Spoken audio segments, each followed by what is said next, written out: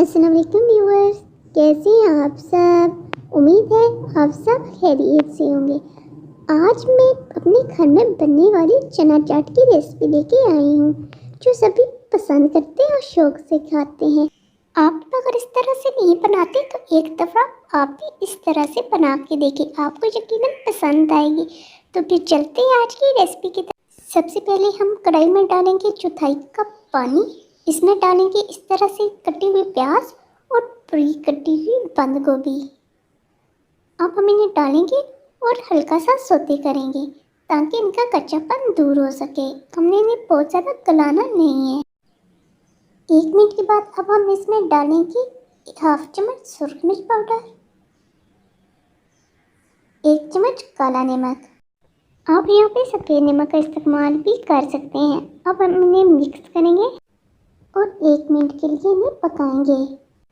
अब हम इसमें डालेंगे 2 कप सफ़ेद चने बॉईल किए हुए। इन्हें मिक्स करेंगे और गर्म होने के लिए छोड़ देंगे। दूसरी तरफ हम लेंगे एक अदद बाउल में सबसे पहले हम डालेंगे 2 चम्मच इमली और आलू बुखारे की खट्टी मीठी चटनी। इसकी रेसिपी आप मेरे चैनल पर देख सकते हैं। 2 चम्मच ग्रीन चटनी, 2 चम्मच केचप। अब हम इसमें डालेंगे 3-4 चम्मच दही।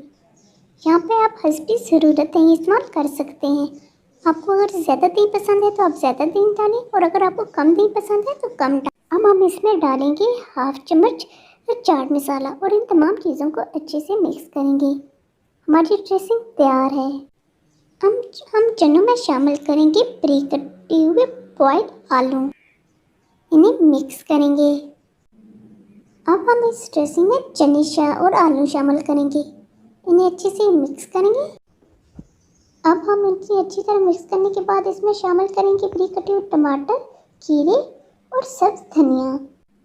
सब चीज़ों को आपस में अच्छे से मिक्स करेंगे।